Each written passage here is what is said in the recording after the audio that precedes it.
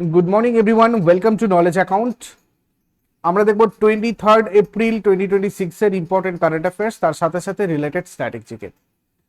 আমাদের আজকের প্রথম প্রশ্ন, 2026 সালের Laureus world sportsman of the year কে হয়েছেন? Carlos Alcaraz 2026 Laureus world sportsman of the year হয়েছেন। ইনি স্পেনের একজন professional tennis player, Carlos Alcaraz Garfia. Grand slam এ অস্ট্রেলিয়ান ওপেন 2026 জিতেছেন, ফরাসি ওপেন 2024-25 জিতেছিলেন এবং উইম্বলডন 2023 এবং 24 জিতেছিলেন।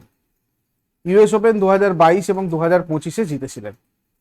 এরপর 2026 সালের Laureus sports women of the year Arina Sabalenka কোন দেশের টেনিস খেলোয়াড়?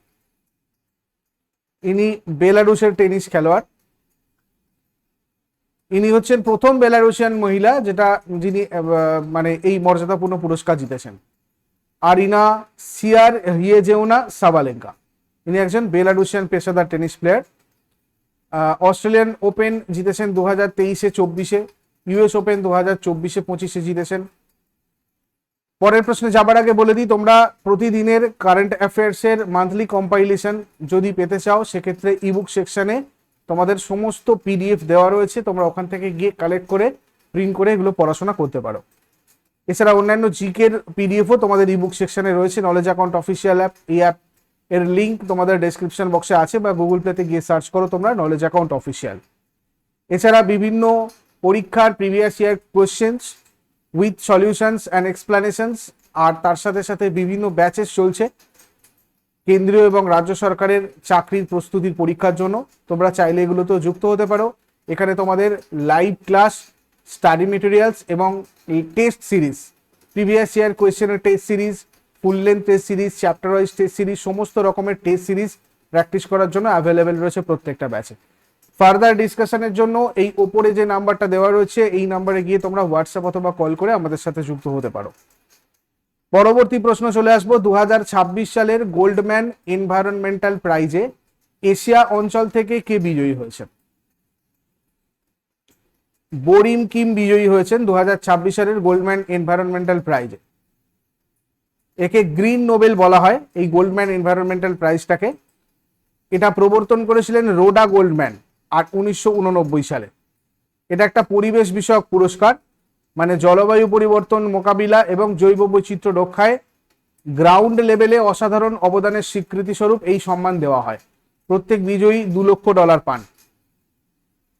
আর 2026-এ এই প্রথম পুরস্কারের সকল বিজয়ী হয়েছেন নারী, অল ওমেন কোরন।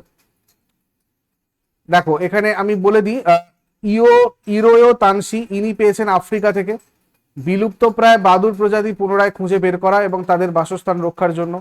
বোরিম কিম এশিয়া থেকে পেয়েছেন দক্ষিণ কোরিয়ার যুব জলবায়ু মামলার নেতৃত্ব দিয়ে জলবায়ু দায়বদ্ধতা শক্তিশালী করার জন্য। সারা ফিঞ্চ পেয়েছেন ইউরোপের যুক্তরাজ্য থেকে তেল উত্তোলনের আগে জলবায়ু প্রভাব বিবেচনার আইনি জয়ের। থিওনিলা রোকা ম্যাটবব দ্বীপ রাষ্ট্র থেকে পেয়েছেন পাপুয়া নিউগিনির খনিজ শিল্পের পরিবেশগত ক্ষতির বিরুদ্ধে লড়াইয়ের জন্য। অ্যালানা আকা খার্লি উত্তর আমেরিকা থেকে পেয়েছেন ইউএসএর আলাস্কার বাস্তু সংস্থান রক্ষায় বড় খনি প্রকল্প বন্ধ করার জন্য। ইউভেলিস মোরালেস ব্লাঙ্কো দক্ষিণ ও মধ্য আমেরিকা থেকে কলম্বিয়ায় ফ্র্যাকিং প্রকল্পের বিরুদ্ধে সফল প্রতিবাদের জন্য। এরপর 2026 সালের এপ্রিলে প্যারা স্পোর্টস এবং অন্তর্ভুক্তিমূলক শিক্ষার প্রসারে ভারত কোন দেশের সাথে প্যারা এলান নামক উদ্যোগটা শুরু করেছে? ফ্রান্স। ভারত আর ফ্রান্সের যৌথ উদ্যোগে 3 বছর মেয়াদী একটা প্যারা স্পোর্টস আর অন্তর্ভুক্তিমূলক শিক্ষা প্রকল্প, এটা প্যারা এলান। এর মূল লক্ষ্য আগামী 3 বছরে 10,000 শিক্ষার্থীর মধ্যে কর্মশালা আর প্যারা অ্যাথলেটদের মাধ্যমে সচেতনতা আর মানবিক মূল্যবোধ ছড়িয়ে দেওয়া। এটা ভারতে অ্যাডাপটিভ স্পোর্টস বা বিশেষভাবে সক্ষমদের উপযোগী খেলাধুলার প্রসারে কারিগরি সহায়তার বৈশ্বিক সহযোগিতা বৃদ্ধি করবে। ভারতের হয়ে সত্যপ্রকাশ সাংওয়ান এবং ফ্রান্সের রাষ্ট্রদূত থিয়েরি মাথো এই প্রকল্পের মূল তদারকিতে রয়েছেন। 1992 সালে এটা প্রতিষ্ঠিত হয় প্যারালিম্পিক কমিটি অফ ইন্ডিয়া। এর হেডকোয়ার্টার নতুন দিল্লিতে রয়েছে। দেবেন্দ্র ঝাঝারিয়া বর্তমান সভাপতি। ভারতে প্যারা অ্যাথলেটদের প্রশিক্ষণ, উন্নয়ন এবং আন্তর্জাতিক প্রতিযোগিতায় অংশগ্রহণের সুযোগ তৈরি করা হচ্ছে প্যারালিম্পিক কমিটির কাজ। এরপর 2026 সালে ডিআরডিওর তৈরি কোন অ্যাডভান্সড স্যাটেলাইট ইমেজিং সিস্টেমটি স্বরাষ্ট্র মন্ত্রকের হাতে তুলে দেওয়া হয়েছে? প্রজ্ঞা। এটা ভারতের এআই চালিত উন্নত নজরদারি ব্যবস্থা। প্রতিরক্ষা গবেষণা আর উন্নয়ন সংস্থা ডিআরডিও এটা তৈরি করেছে। এটা আনুষ্ঠানিকভাবে ভারতের স্বরাষ্ট্র মন্ত্রকের হাতে তুলে দেওয়া হয়েছে। এই সিস্টেমটা কৃত্রিম বুদ্ধিমত্তা এবং উন্নত স্যাটেলাইট ইমেজিং প্রযুক্তিতে চলে। রিয়েল টাইম নজরদারি, সন্ত্রাসবাদ বিরোধী অভিযান এবং সীমান্ত সুরক্ষায় এটা ব্যবহৃত হবে। এরপর 2026 সালের এপ্রিলে ভারতের কোন শিক্ষা প্রতিষ্ঠান প্রথমবারের মতো ওমেগা বল নামক একটা উদ্ভাবনী ফুটবল ফরম্যাট চালু করেছে? ওমেগা বল এটা করেছে হচ্ছে তোমার IIT Madras. IIT Madras 17 April 2026-এ এটা অনুষ্ঠান করেছে এই টুর্নামেন্টটা। চেন্নাইয়ের নামী প্রতিষ্ঠান যেমন Loyola college, Guru Nanak college এবং সেভিতা ইউনিভার্সিটি সহ বেশ কিছু কলেজ এখানে অংশগ্রহণ করেছিল, যার লক্ষ্য ছিল ভারতের একটা জাতীয় পর্যায়ের ওমেগা বল ক্লাব গঠন করা এবং এই খেলাটাকে দেশ জুড়ে ছড়িয়ে দেওয়া। এটা কি? ওমেগা বল হচ্ছে ফুটবলের একটা দ্রুতগতির সংস্করণ, যেটা খেলার সাধারণ নিয়মকে সম্পূর্ণ বদলে দিয়েছে। প্রথাগত ফুটবলের মতো দুটো দল নয়, এখানে একই সাথে 3টে দল মাঠে নামে। বৃত্তাকার মাঠ থাকে, খেলাটা একটা বৃত্তাকার মাঠে খেলা হয়। মাঠে 3টে গোলপোস্ট থাকে, প্রতিটা দল একটি গোলপোস্ট রক্ষা করে এবং বাকি দুটো গোলপোস্টে আক্রমণ করে। মার্কিন যুক্তরাষ্ট্র, ব্রাজিল, ইউরোপে এই খেলাটা ইতিমধ্যে অত্যন্ত জনপ্রিয়। 2026 সালের আইএসএসএফ জুনিয়র ওয়ার্ল্ড কাপ কোথায় অনুষ্ঠিত হচ্ছে? কায়রোতে, মিশরে। আইএসএসএফ জুনিয়র ওয়ার্ল্ড কাপ 2026 কোথায় হচ্ছে? কায়রোতে। Egypt international Olympic city Cairo, এটা হচ্ছে মেন ভেন্যু এবং ইন্টারন্যাশনাল শুটিং স্পোর্টস ফেডারেশন এটা আয়োজন করছে আইএসএসএফ। কি কি ইভেন্ট থাকছে? রাইফেল, পিস্তল এবং শটগান। ভারতীয় 71 সদস্যের বিশাল কন্টিনজেন্ট, মানে 71টা সদস্য থাকছে, 58 জন অ্যাথলেট আর অন্যান্য স্টাফ মিলিয়ে। এরপরে 87তম জুনিয়র এবং ইউথ ন্যাশনাল টেবিল টেনিস চ্যাম্পিয়নশিপে কে অনূর্ধ্ব-17 এবং অনূর্ধ্ব-19 উভয় বিভাগে একক শিরোপা জিতেছে? সিন্ড্রেলা দাস। দেরাদুনে অনুষ্ঠিত 87তম ইউটিটি আন্তঃরাজ্য জুনিয়র এবং ইউথ ন্যাশনাল টেবিল টেনিস চ্যাম্পিয়নশিপে বাংলার মেয়ে সিন্ড্রেলা দাস এই কীর্তি অর্জন করেছে। সিন্ড্রেলা দাসের ডাবল মুকুট। একই প্রতিযোগিতায় আন্ডার 17 আর আন্ডার 19 বালিকা একক বিভাগে চ্যাম্পিয়ন হয়ে তিনি ডাবল ক্রাউন জিতেছেন। তারপর 2026 সালের এপ্রিলে প্রকাশিত ব্লুমবার্গ বিলিয়নিয়ার্স ইন্ডেক্স অনুযায়ী এশিয়ার সবথেকে ধনী ব্যক্তি কে? গৌতম আদানি। গৌতম আদানি মুকেশ আম্বানিকে ছাড়িয়ে এশিয়ার সবথেকে ধনী ব্যক্তি হয়েছেন।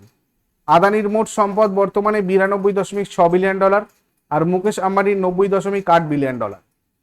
ব্লুমবার্গ বিলিয়নিয়ার্স ইন্ডেক্স অনুযায়ী গৌতম আদানি বিশ্বের 19তম ধনী ব্যক্তি। ব্লুমবার্গ বিলিয়নিয়ার্স ইন্ডেক্স কি? এটা বিশ্বের সবথেকে ধনী ব্যক্তিদের প্রতিদিনের র্যাঙ্কিং ব্যবস্থা। নিউ ইয়র্কের স্টক মার্কেট বন্ধ হওয়ার পর প্রতিদিন এই তালিকা আপডেট করা হয়। 2026 সালের এপ্রিলে কোন দুটি সংস্থা উন্নত প্রযুক্তি এবং ডিজিটাল রূপান্তরের জন্য সমঝোতা স্মারক স্বাক্ষর করেছে? বেসিল এবং CDAC. Broadcast engineering consultants India limited এবং centre for development of advanced computing এর মধ্যে স্বাক্ষরিত হয় এটা। উন্নত প্রযুক্তি, ডিজিটাল রূপান্তর এবং সক্ষমতা বৃদ্ধির ক্ষেত্রে যৌথভাবে এটা কাজ করে, মানে কাজ করাটা এটার উদ্দেশ্য আর কি। কৃত্রিম বুদ্ধিমত্তা, মেশিন লার্নিং, 5G এবং ইন্টারনেট অফ থিংস এগুলো হচ্ছে মূল ফোকাস এরিয়া। এরপর আগের দিনের হোমওয়ার্কগুলো দেখে নাও সবাই। 1866 সালে নিম্নলিখিতদের মধ্যে কে লন্ডনে ইস্ট ইন্ডিয়া অ্যাসোসিয়েশন প্রতিষ্ঠা করেন? এটা হয়ে যাবে দাদাভাই নওরোজি।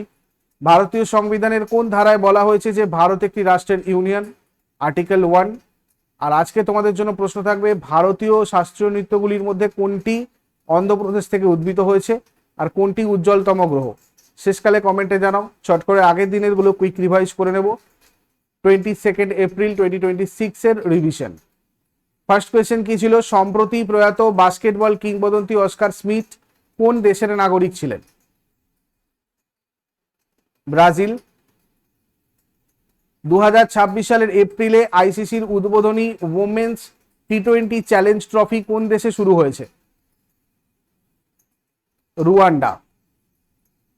2026 সালের এপ্রিলে সিবিআই সাইবার অপরাধ রুখতে কোন এআই চালিত চ্যাটবট লঞ্চ করেছে? অভয়। 2026 সালের এপ্রিলে ভারতের কোন শিক্ষা প্রতিষ্ঠানে প্ল্যান্ট সেল ফার্মেন্টেশন টেকনোলজির উপর দেশের প্রথম সেন্টার অফ এক্সেলেন্স স্থাপিত হয়েছে? আইআইটি মাদ্রাজ। 2026 সালের এপ্রিলে কোন ব্যাংক এবং চেক যৌথভাবে ভারতের প্রথম LED powered credit card launch করেছে? AU small finance bank. 2028 সালে রোজালিন ফ্রাঙ্কলিন রোভারটি মঙ্গলে পাঠানোর জন্য কোন রকেট ব্যবহার করা হবে? Falcon heavy. 2026 সালের এপ্রিলে উন্মোচিত Divya Bharat a window to the soul of India নামক সংকলনটি কে লঞ্চ করেছেন? সুমন বেরি।